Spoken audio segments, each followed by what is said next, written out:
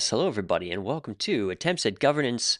We're on episode 287 at a slightly new time, moving the show to 3 p.m.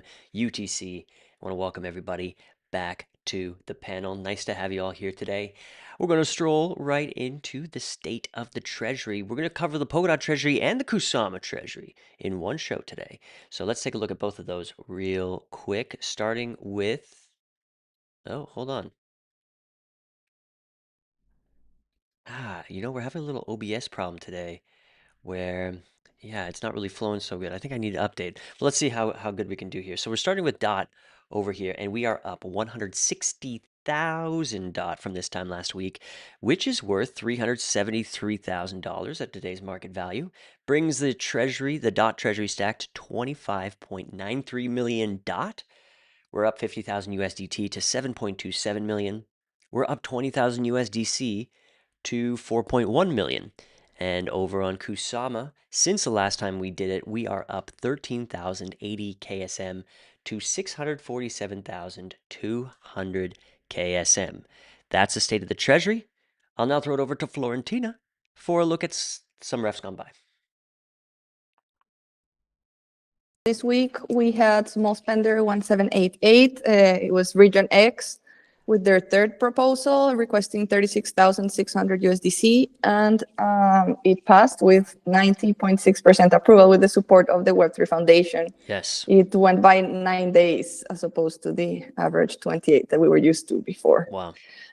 Then we have small spender 1779 funding for reactive dot and related developments requesting 24,750 USDC. This was rejected with 80% nay. This was TN's proposal. There's some comments and exchanges with the Web3 Foundation who voted nay during the confirmation period. After back and forth between them, they have agreed that TN will submit a new proposal, including milestones to set, not to set a precedent for future proposals. Yeah. And then we have whitelisted caller 1787, set dot asset rates for USDT and USDC. This one was executed 100% I, and this is to map the rates which were not done during the migration, the asset hub migration. So this is important to set in the governance track for some of the proposals. And that's it for this week. Thank you very much. Yes, this proposal with T in here, very much the theme of today's show, which we're calling Cannonball, because here we have the Web3 Foundation joining the OpenGov pool with massive size, and lots of people are getting wet, lots of people are getting splashed. Really a whole new era for OpenGov now with Web3 Foundation taking up the responsibility to guide the Treasury. Florentina, I know that you said earlier this week you were collecting your thoughts on the situation. Where are you at with all this? Yeah, I mean, it's a transition. They are playing the game. It's part of the game. You know, we are in a plutocracy, so you can vote with your voting power. There's nothing wrong with that. But I guess we all need to adjust. I mean, as DVs, I personally feel that it's a bit pointless right now. Like, what kind of influence, apart from arguments, we can have at the moment with our 3 million voting power compared to 119 million that the Web3 Foundation is using at the moment. So even if all DVs together, it would be 21 million versus, yeah, so it's 4 times the amount. But it's interesting times, and I'm looking forward to seeing how it is. And I think we have to mostly concentrate on arguments, right? And back and forth and trying to make the best decisions possible between all of us. Yeah, let's see what happens. But surprising to see these things start to happen. You're a member of the Lenexus DV. Have you received any instructions or any information from the Web3 Foundation about what you should be doing right now or the future of the program? No, I mean, for this cohort, as of now, I mean, we stay with the same information we've had since the beginning, which is we vote and we give feedback for the proposals that we vote on. But apart from that, that's it. I don't know if there will be a next cohort next year.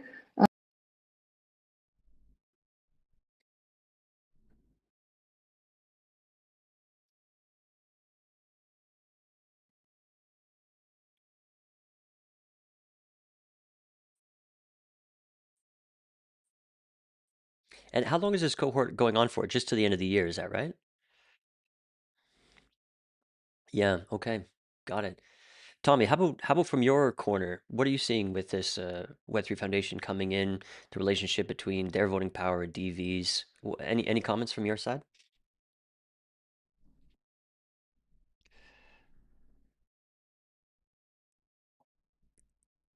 Let's see with what intensity or strength the Web3 Foundation will be voting, and how much other voices will have a position. I think that's the big question right now. But from all the signals that I'm getting from like different statements that I see from Gavin, from Bill, from Kadam, they have an interest to keep OpenGov as an open and engaged platform, right? So they don't, from what I see, is they don't want to hammer it down and basically they just come in with their votes. They want to have an open, engaged community, right? And so I think they want to make sure that, like, overall, we keep up the debate and just have many brains plugged into the conversation. And I think it's a challenge to figure out how to exactly progress about it. Yeah, yeah. Well, with lots of size, it's sometimes hard to steer the ship. We saw the same sort of splashing around when Giotto came in. Last summer it was. And yep, seeing it again, but things should smooth out in due time. Thanks for your comments, folks. We have special guests on the show today. Always love when former spend proposers come in and show us what they've built. We have Tony and we have Juan on the show to discuss Ref or the outcome of Ref 1383, and they have a new discussion to talk about as well. This is Ideal Network, the randomness layer for Polkadot's world computer. Very cool to see you guys back on the show. I'm going to put 8 minutes on the clock. That's how long the sessions are here now on the show. And the floor is yours to tell us about anything you wish. Welcome. All right, thank you, Jay. Happy to be back. Absolutely. Definitely. So I guess, Juan, I'll let you take it away. Yeah. So we had this proposal a while back to deploy to create this parachain that would provide randomness for the Polkadot world computer, and we have been delayed a little bit, so things got a bit longer than we expected. But finally, we launched to Paseo about a month ago. Was it 23 weeks, month, something like that? Early October. Yeah. Okay. Cool. Yeah. So over a month. And yeah, we're excited to give this news that we're live in Paseo. we're welcoming teams to try out what we build. The integration can be done through XCM on all the parachains or directly on our parachain with Inc contracts. This was the original proposal, but on top of that, we decided that we wanted also to give support to Solidity and EVM, a bit aligned with the vision of what Polkadot Hub is. And with that, we also decided to add a new capability, which is called time lock encryption. So we don't only provide randomness, but also this service or product, however you want to call it, where you can encrypt something that would be decrypted by the protocol at some point in the future. So you could do things that do not require a participant to do anything. For instance, you could do something very simple, but to give you an idea, a sort of unattended rock, paper, scissors, which now you couldn't do it on chain because the first mover will lose, the other one would see the play, and then we'd know what to do. So with this, you will be able to completely unattendedly place your move and then be decrypted at some point in the future. There are more. If I could jump in on that one really quickly. So yeah, there's the idea of like encrypted transactions, encrypted mempools that can be delayed, which is one thing, and we're not really sure Polkadot even really needs encrypted mempools. And we have a discussion on the forum, which Tommy, I think you've seen that actually, about encrypted mempools, and it may not be the way to go, but the bigger piece with time lock encryption beyond that is coordination. Like we can coordinate actions across chains in ways that can't easily be done today, in a completely non-interactive way. So like what Juan was saying about rock, paper, scissors, I can play rock, he can play paper. Neither of us need to communicate in advance. We don't need to identify each other and know each other. So that's a kind of a new coordination primitive. Yeah, so builders can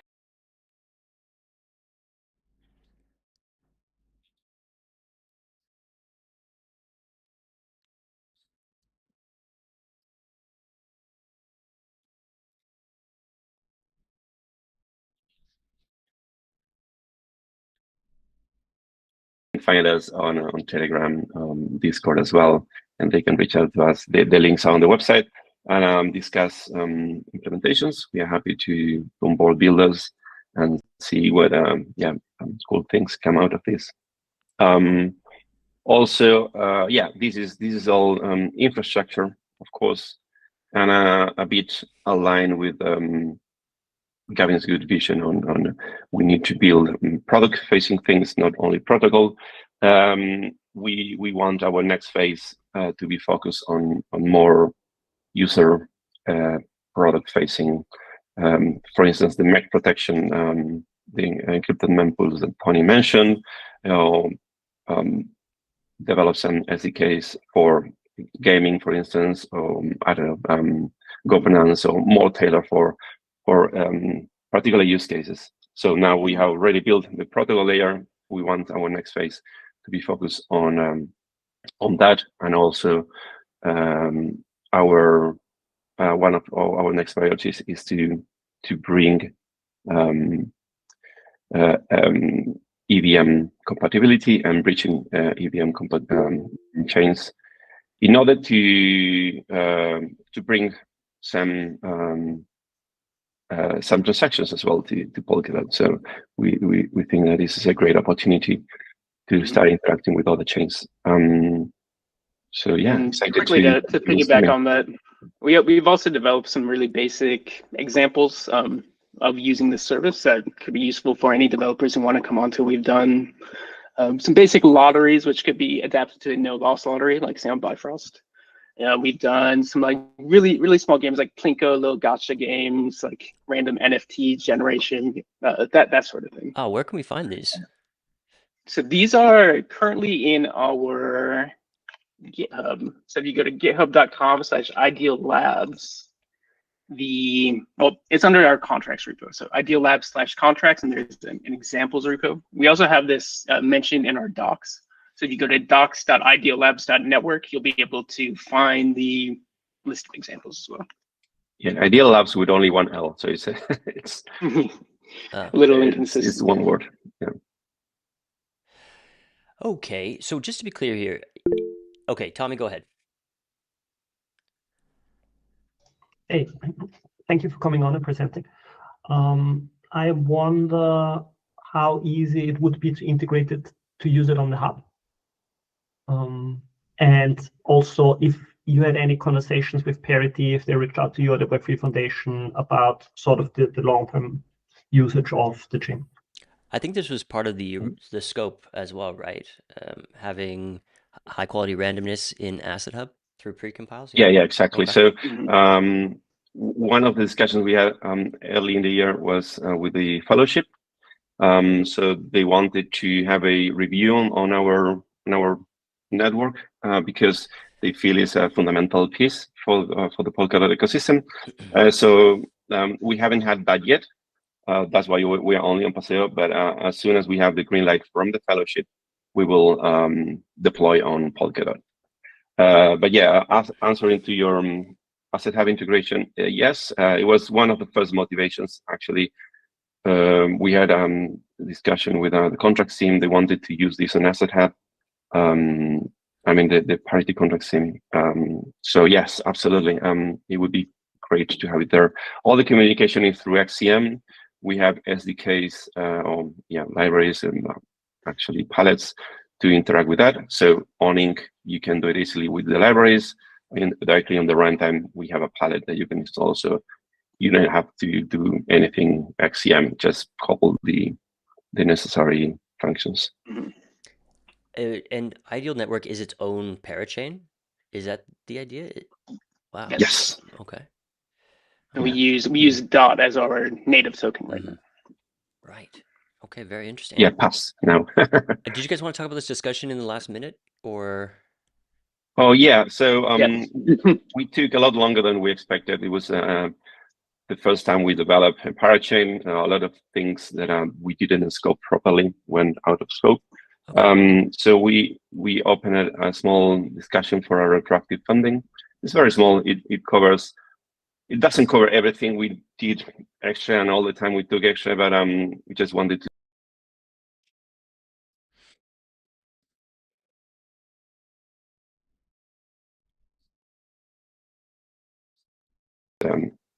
for this extra time that it took us. Yeah, Victor. Yeah, thank you. So it looks really amazing. So I heard that you will use DOT as your fee token or your main token on your chain. So basically, it will be a system chain, right? Like Asset Hub, core time chain. Yeah, that's a very good question. We got asked that question quite often. So no, the short answer is no. It's kind of a hybrid, really. We didn't want to go the system parachain path. We wanted to be a bit more independent, but on the other hand, we are also having support from the fellowship. They say that they wanted to review our code before going to Polkadot, and we value that a lot. So I think it's a good middle ground compromise point where it is maybe faster to deploy than a system parachain, but on the other hand, we have support from the fellowship as well. And do you plan to join to the fellowship, to the technical fellowship? Probably. I don't know. It's a possibility. Okay. Good. Thank you. Yeah. Okay, we're at time, but thanks very much, guys, for coming on and sharing this today. What are the next steps? You're going to put up a ref for this overage? Excuse me. Funny? Yeah, absolutely. Yeah. Our next steps are to open this ref, which we're planning on doing later today. And then we would love for the community to get involved, try out our tools, see if you can break it. Check out we have a pricing model published as well. Let us know, like, is this right? Is it wrong? Is it too high, too low? All of those things will have a massive impact on our Polkadot deployment later on. Okay, and would recommend you guys get in touch with somebody at the Web3 Foundation before going up. I don't know if you have a contact there, but could save you some time. Yeah. That's a great idea. All right, guys. Thanks a lot for coming on. Nice to see you. Thank you, for guys. the delivery. Okay, moving on now to a ref on the go. This is on the small spender track, 1793. And we have Spectra and Victor back to talk about Hungarian Polkadot DAO's work. This is kind of on the line right now, 41.8% in favor. Web3 Foundation not in it right now. You have Polkadot Poland, Saxonberg, PBA, and Trustless Core, and Governown all on the I side here. Just Chaos DAO and Red DAO against. Guys, put 8 minutes on the clock. Welcome back. What do you want to tell us today? What's changed? Thank you, Jay. So last week we introduced the overall objectives that we wanted to achieve, and basically it's amazing how quickly the 8 minute goes once you're on the presenting side of it.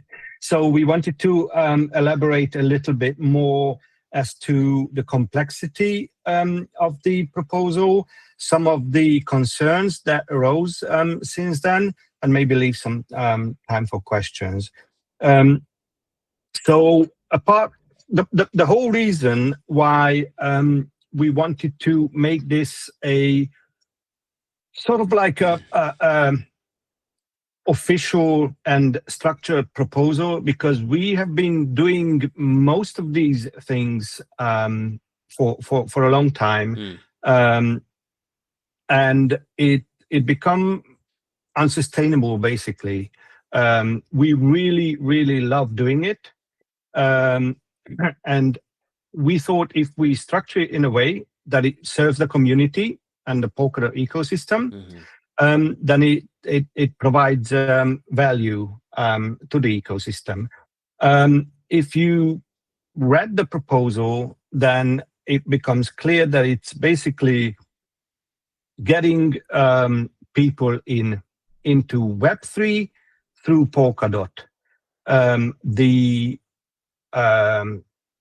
meetings, the events, every move basically is designed to get more people in. Now, up until kind of now, the narrative was that we need more builders, and we always said that yes, but we need more than just builders. We need all sorts of people, because just as this builder party actually proved correctly, people just come up with ideas. They're not builders. They just have an idea and they don't know who to turn to. So to have a continuous presence, and especially in a geographical space where people can go and discuss, and it's not online, it's personal, it's real life, and they can discuss ideas. That's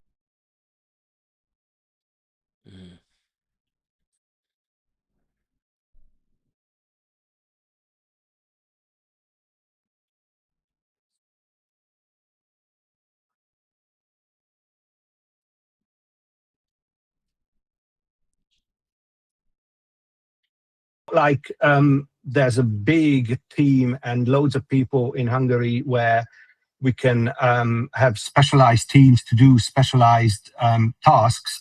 We need to be in a sort of Jolly Joker role where we would do everything. Now, not all of us are going to do everything. As per the proposal, we will be mainly managing and organizing it. But we do need to be wary of all the levels that we can reach people and get more people into Polkadot. So that was one of the concerns. We also heard that what is going to be the outcome of this. So we hope that it will serve as an example as to how local communities can organize themselves. So we're planning to make some templates based on this work for other communities to make it easier if they want to follow the same. Now, one of the concern was that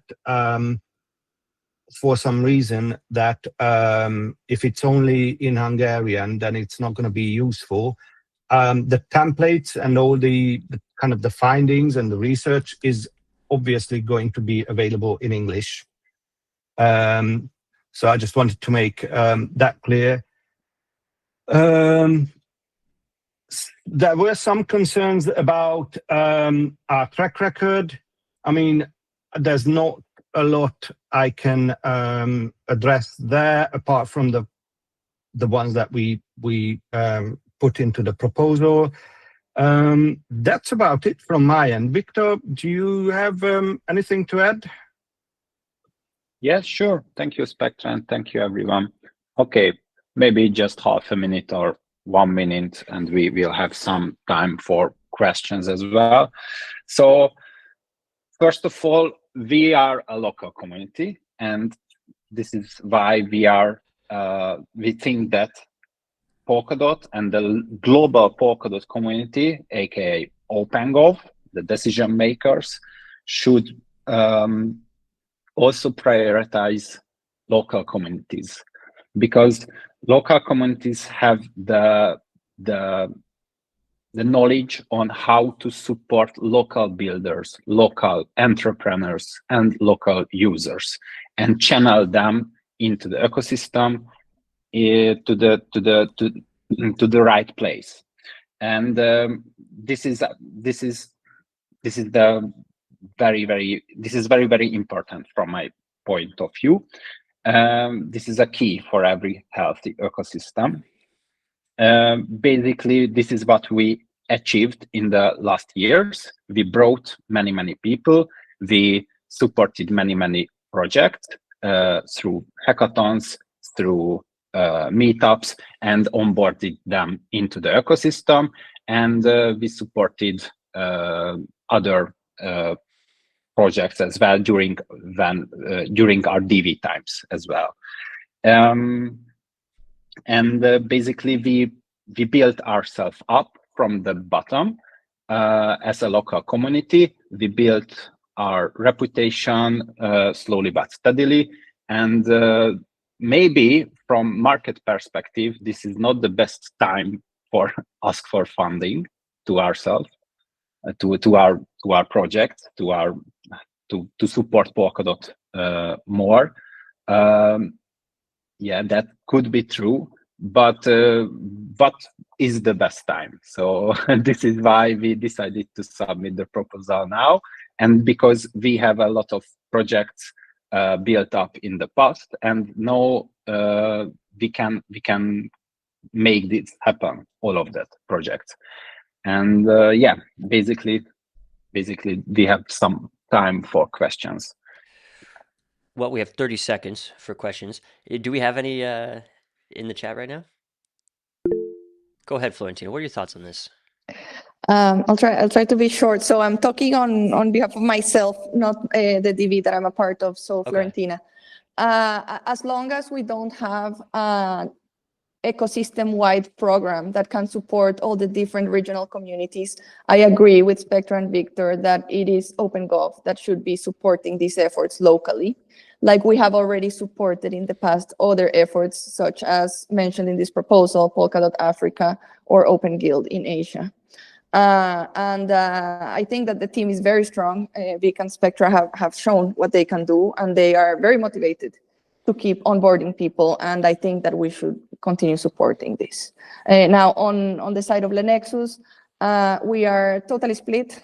We are abstain at the moment, all kinds of feedback, some of it, Spectra just mentioned it, and we have transmitted it to Vic, and we will see how that evolves, but that's on my side.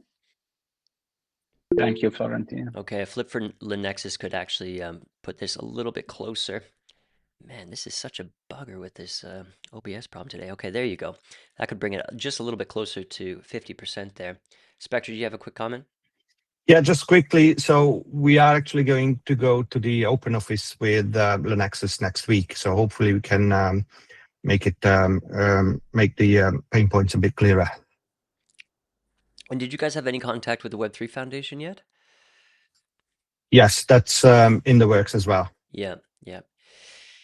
Yeah, you know, as long as we don't have this kind of overarching framework to support people who have this holistic approach to on-the-ground building, it's always going to be an individual struggle, project by project. You guys have kind of outgrown the Roots program and the Meetups bounty, so here you are coming right to OpenGov proper. And yeah, we'll have to see how it goes. Thanks very much, guys, for coming back. And yeah, we'll check in on this next week. Still 4 weeks left in this decision period. So 3 weeks left in this decision period, pardon me. So yeah, we'll see what happens there. Thanks, guys. Okay, moving down the line, we have, and first, just want to apologize for some in and out video on the stream here. I'm just having problems with OBS today. Can't figure it out while we're streaming, but I'll get it figured out for next time. Thanks for your patience. So with some refs on the go here, we have 1791 closing the Polkadot marketing bounty. This is still 100% in favor, though we have had a brave soul come out against with 1 dot. A ceremonial vote against the proposal to close the Polkadot marketing bounty. This is on the treasurer track. Very high thresholds to pass here, but this will be entering the confirmation period in 16 days, 10 hours, and then endure a 1 week long confirmation period. So still quite a lot of time left here. We're going to restart the thing here. Throw it to the panel. Was quite an exciting weekend around the marketing bounty. Lots of action on the forums and whatnot. Anything you guys have seen since our show last week that we want to talk about? Florentina.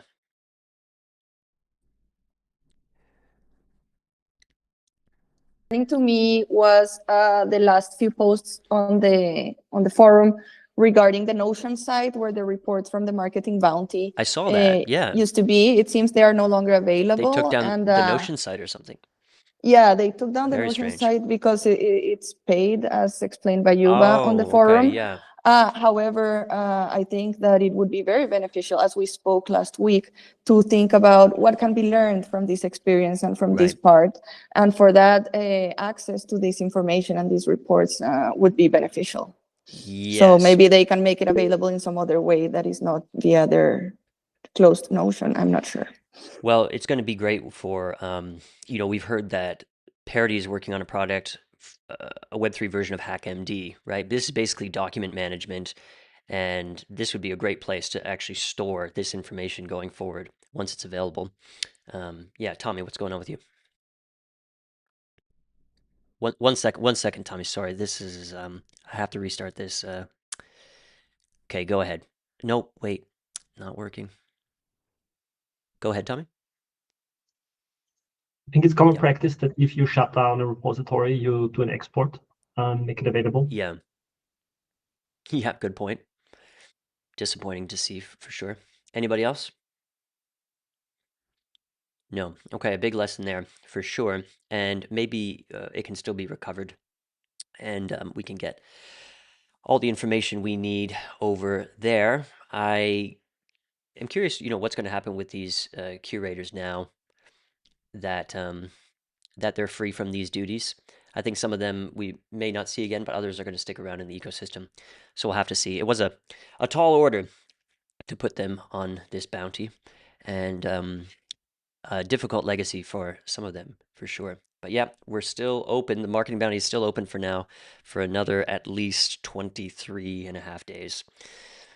Also closing this week on the treasure track as well, OTAR closing the Pioneer's Prize bounty and returning the remaining funds to the treasury. Pulling up your sheet here, Tommy, that we discussed, I don't know, 3 weeks or so ago. The Pioneer's Prize, when you did an audit, had 702,950 DOT in it, and was not very active. You marked this as inactive, actually. So yeah, yep. I mentioned in the group where Bill from the Web3 Foundation was, and he said it's already in the process of being shut down. So I think it's also an administrative step in this case.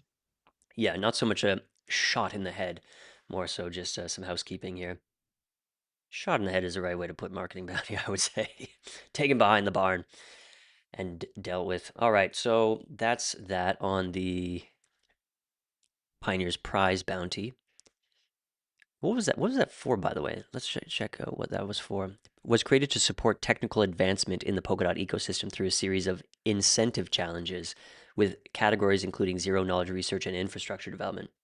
Wow, it's a big idea. It's crazy that they got. How much did they get? Almost $1 million DOT for this. Because I think it was initiated by Parity or the Web3 Foundation as an, let's say, an on-chain extension of some kind of accelerator or something. Mm-hmm. Never made it through, though. Okay, so that's good. Good.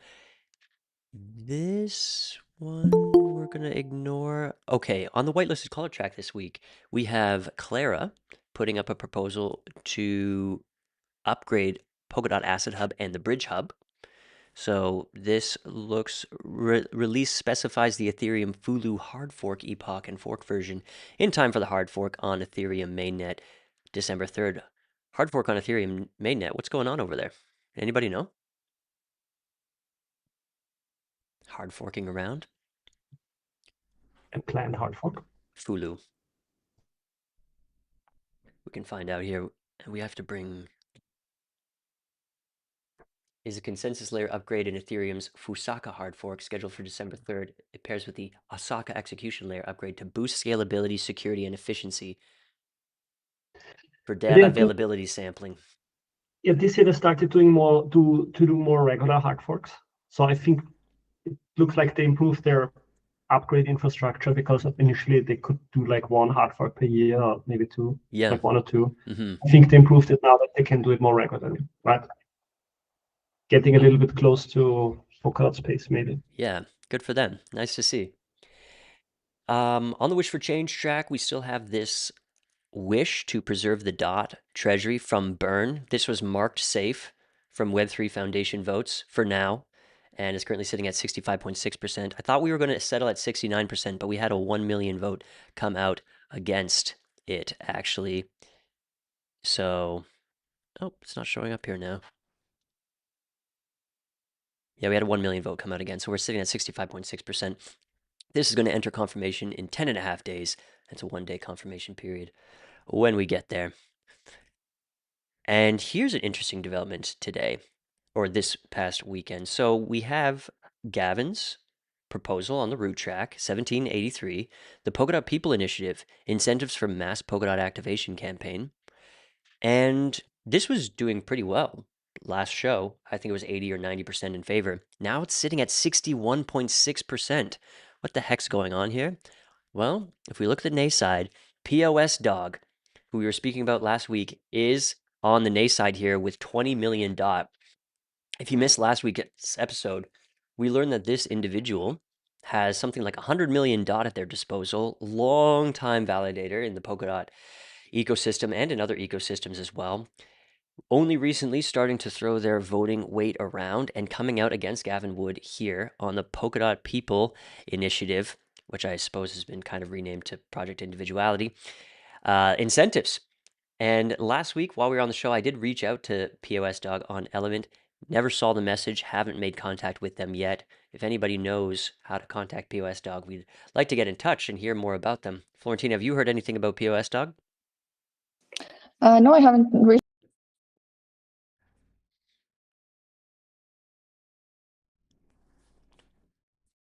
Okay, well, coming out strongly against Gavin over there.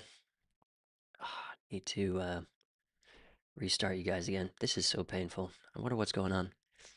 Florentina, can you give me a whoop whoop?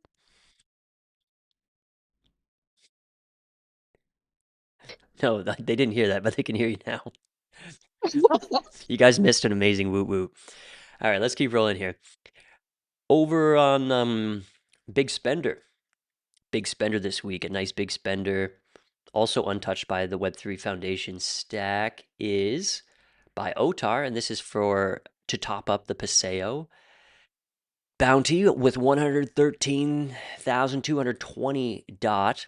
See, there's a lot of examples of the Web3 Foundation not voting with their stack, in which case the DVs still are carrying these votes, right? Not to say they wouldn't come in, but here we have 24 million DOT on the I side. We only have 3 accounts on the nested view voting against, including Treasury Guardian, actually, which is interesting. But yeah, this one's flying through and should enter the 7-day confirmation period in 7.5 days. And then we have a new ref on the medium spender track. This is by Peter White. Attempt 4 to fund Inc. development. Tommy, correct me if I'm wrong, but was the Inc. bounty, is that did that run out of funds or something? Or am I dreaming here?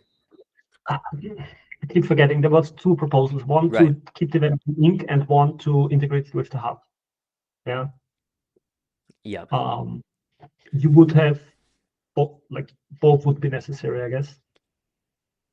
If you want to keep it running. I think one is for development and one is for like incentivizing building with it, if I understand correctly. And this one's for development and bounty was for incentivizing building. Yeah.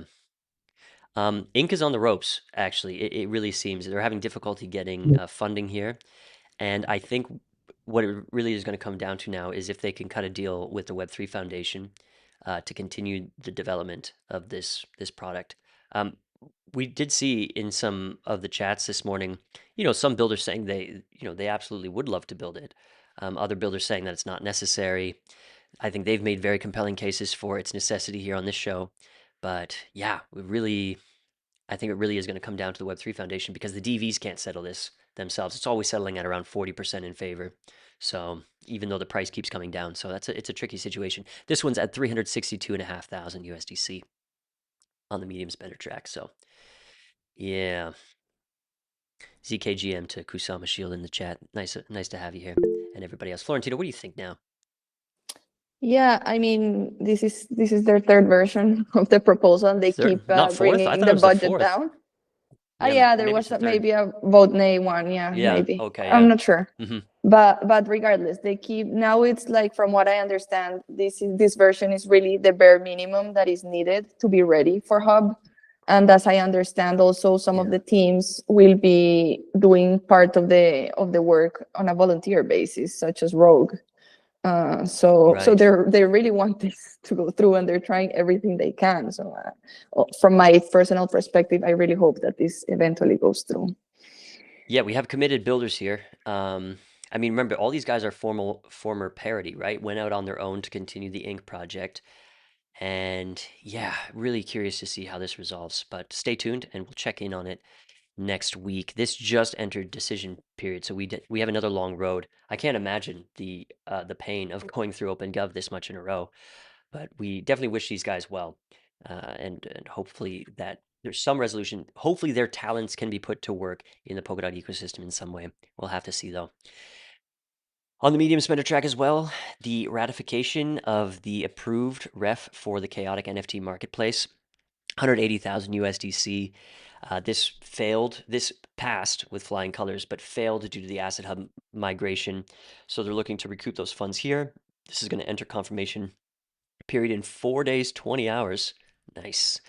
And I was actually wondering if this would be one of the victims of Web3 Foundation's splash into OpenGov, if something would be pulled here. But so far, safe from their vote. And yeah, by this time next week, we might see this in confirmation period at the end of the show. But expect chaos. You never know. Last week we talked. Tian's proposal was in confirmation. We talked about that at the end of the show, and then that was rug pulled at the very end. So anything can happen. Stay on your toes. And then finally, on the small spender track, Treasury Guardians, third or fourth attempt here for their OpenGov accountability layer. This one just not jiving with voters.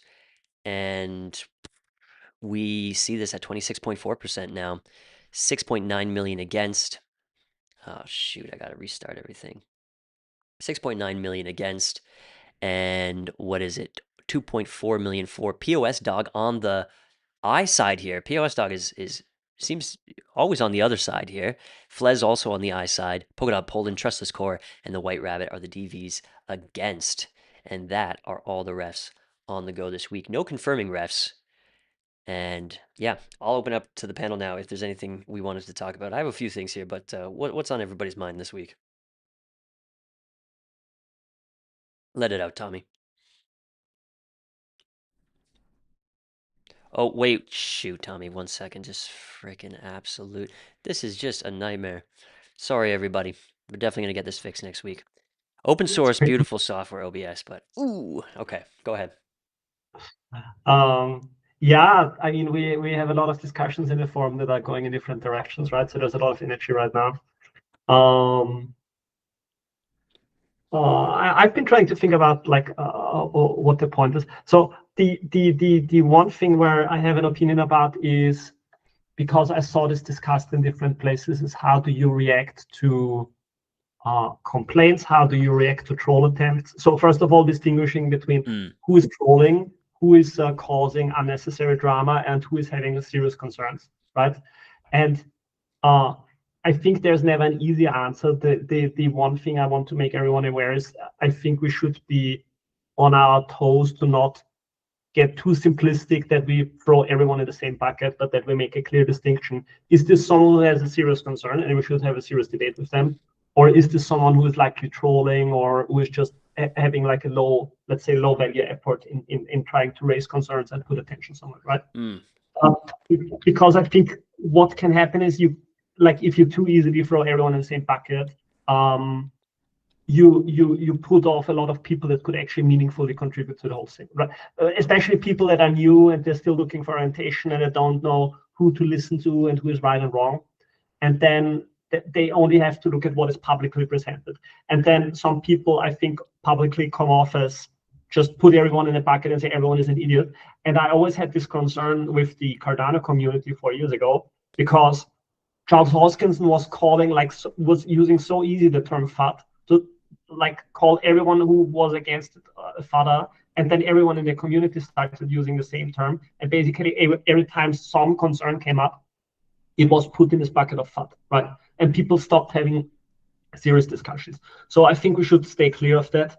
But at the same time, we should make sure that we don't get dragged into conversations that pull a lot of our energy, right? And so I think it just takes a conscious effort to stay on your toes and be aware, like making the right determination of who am I talking with right now. Joseph on the forums here, speaking about anonymity, accountability, and respectful debate. This is in line there. And yeah, we talked about this on our new Kusa 3 show.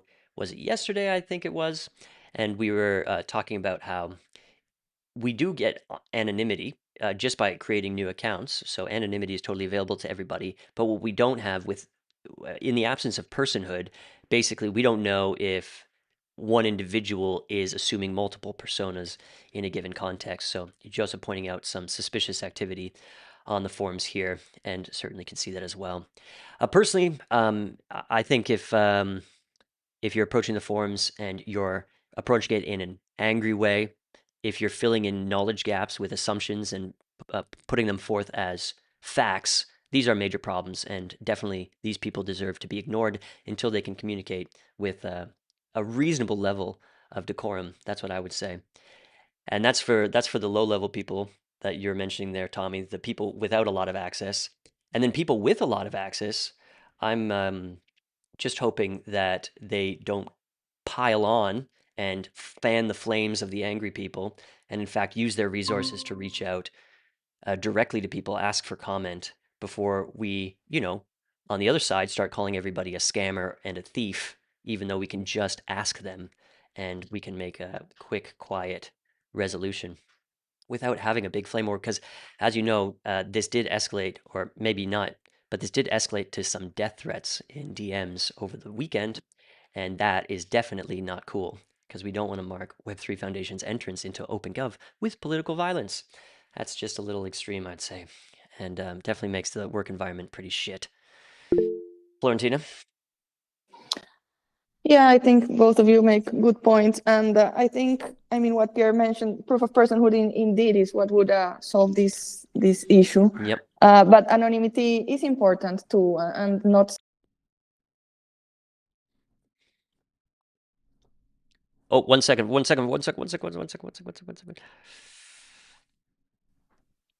Just roll it. Oh, no. God damn it. Yeah, go ahead. So just roll it back. So you were saying anonymity is important and not censoring, please. Anonymity is important too, and I don't think we should fall into censoring people's opinions. No. Because many of these people, even though some of them might appear like they are trolling and we don't really know, some of the points raised are valid. Absolutely. So this is important too, that we don't close ourselves to just speaking among the same people all the time, and also listening to how other people are perceiving what is happening in the ecosystem. But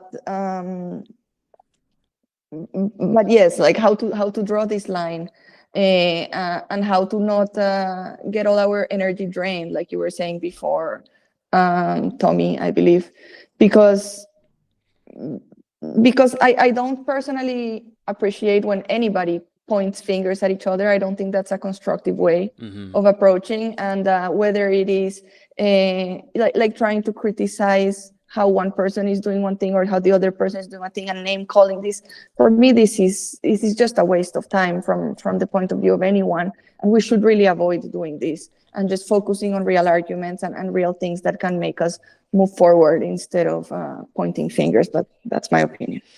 Yeah, because we're really, monitored by, we're all working under a social contract here.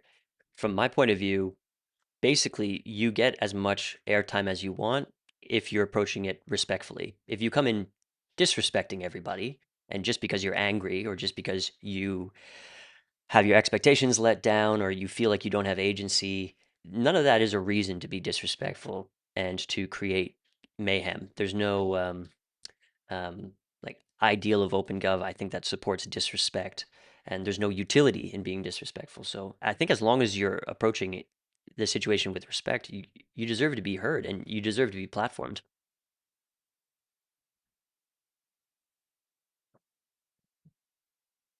Oh, wait.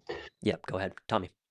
So one more thing is, I think if we assume that our platform will become bigger and bigger all the time, it will require that information is public, because like if the system grows, let's say exponentially, Yeah. It is harder to make these one-on-one connections where you just ask people, right? So in a growing, like right now it's possible, but in a growing system, it will become increasingly impossible to just ask people. Mhm. And so we need to find ways how we have the information that is necessary public, so that you don't need to ask, but you have it available. Yeah, totally. As much transparency as possible just solves all these problems. But then we have this weird line when we're dealing with private organizations and private contracts that we have to solve. And I think the solution there is to make the PCF actually working. And if the PCF can never work, then some sort of organization that's working. And then they're basically an oracle to the dot holders on the state of certain contracts that otherwise can't be made public. I think that has to be the play. But what we saw this past week with the whole Nova Sama and marketing bounty receipts thing was that the oracle is the Web3 Foundation. That's like the best oracle we have on private contracts. And the Web3 Foundation obviously is not at the moment extremely public. So it's very unsatisfying for a lot of people who had legitimate concerns.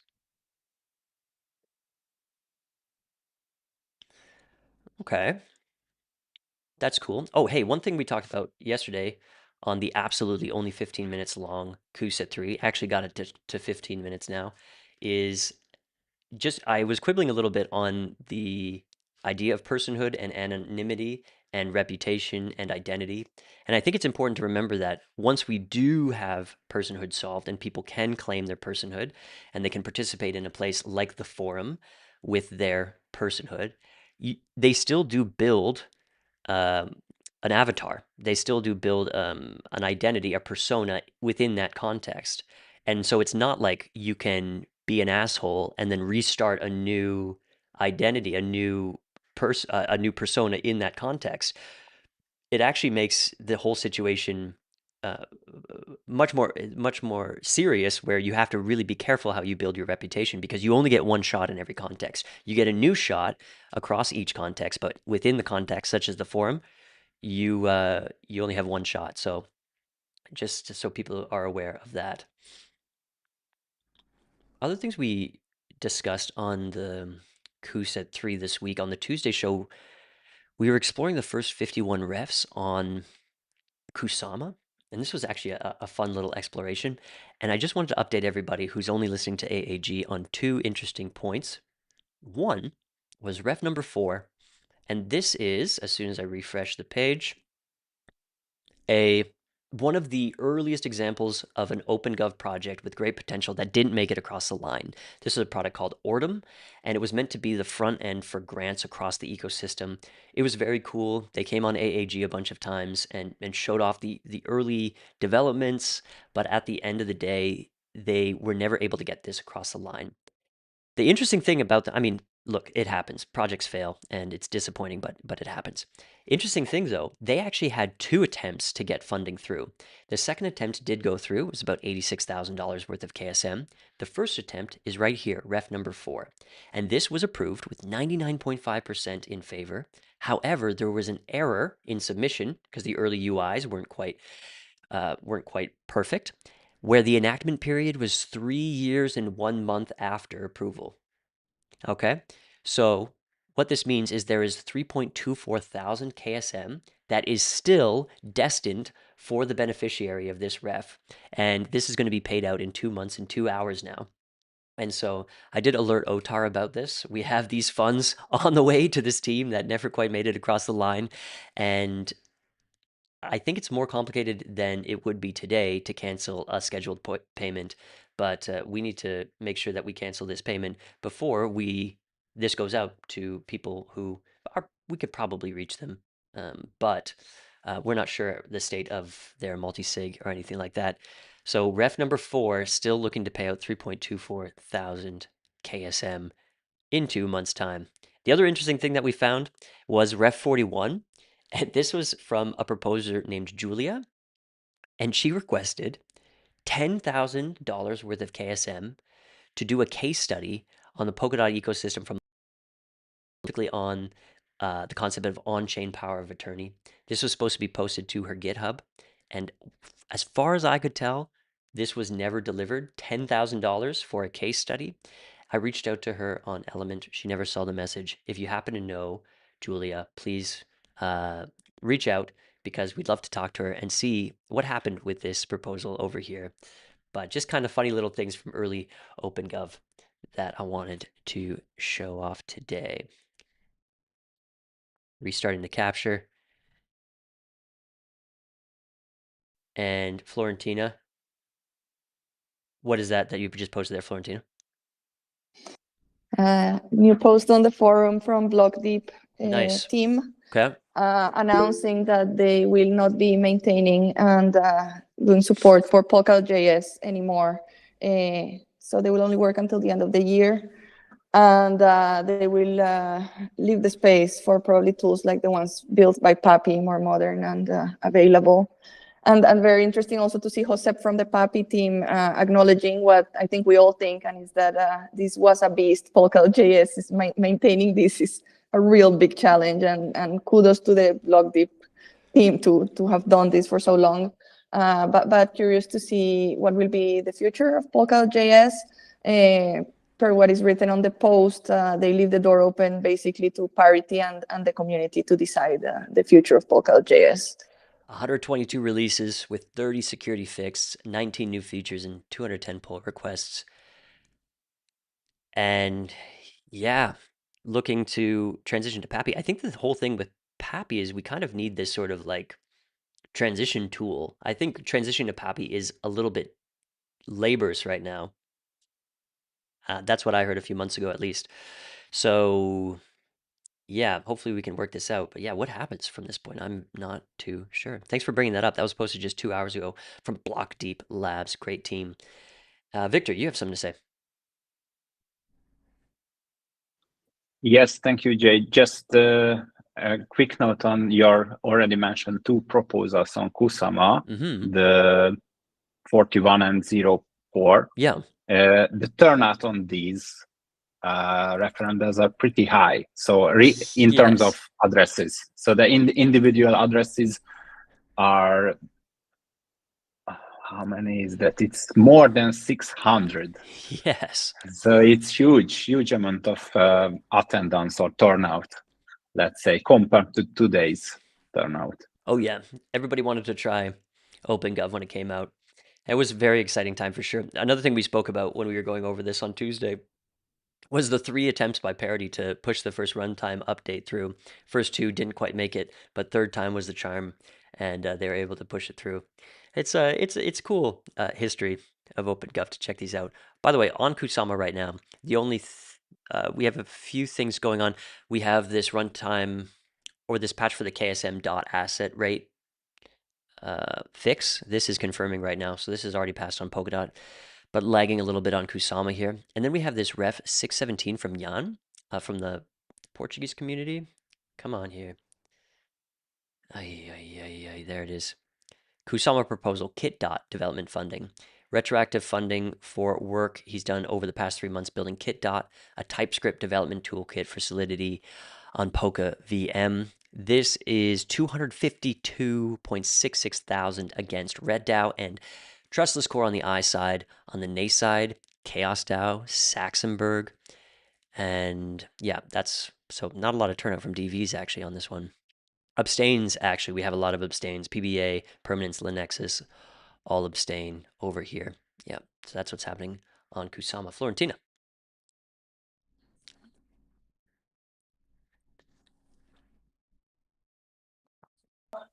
He went to AAG in Spanish last Friday to talk to us about this proposal on Kusama. Some of the feedback that he received so far is why on Kusama? Why are you posting it on Kusama and not on Polkadot, since it seems more oriented towards Polkadot? So from my understanding, he's right now gathering more feedback from other DVs as well to decide if he's going to keep this proposal up on Kusama or not, or if he wants to move it over to Polkadot. Yeah, that is a Good question. Why is it over here? The reason was that right now you can do the smart contracts on Kusama and not yet on Polkadot. That was his reasoning originally. Sure. But yeah, in terms of who should fund it, the question remains. Okay, very good. Thank you very much for that. Anything else we want to talk about this week? Beep, beep, beep, beep. Tommy, let it out. Let it out, Tommy. Spill it. Everything is fine. Come on. What is it, Tommy? What does it rhyme with? Yeah, I think I really look forward to get some more clarity from the Web3 Foundation in terms of how they are going to vote in the future. That's it. And because then I think we can let a lot of those things behind us in how everyone is fighting against everyone at the moment. Oh, okay. I mean, it settled down quite a lot. It was just a little flare up. Yeah, I think clarity will help. Because it's still yeah, we're still lacking that at the moment. I think it will come soon.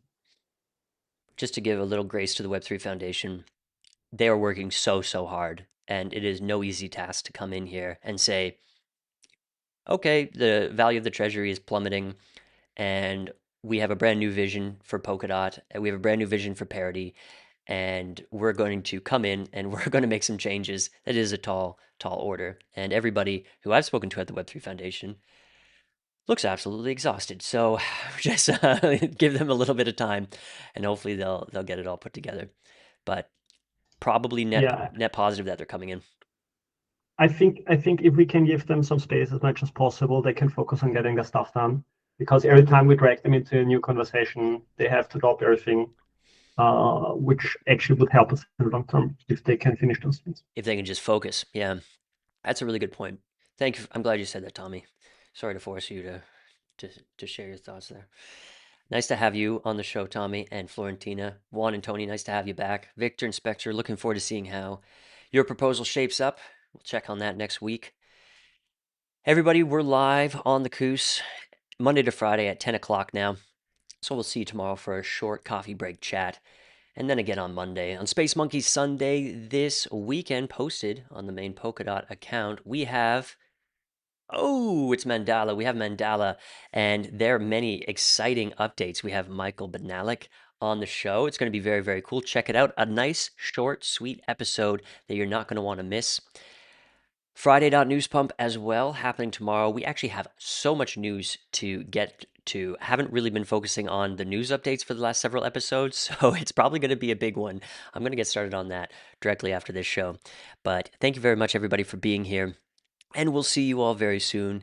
Keep it civil and have a great weekend, everybody.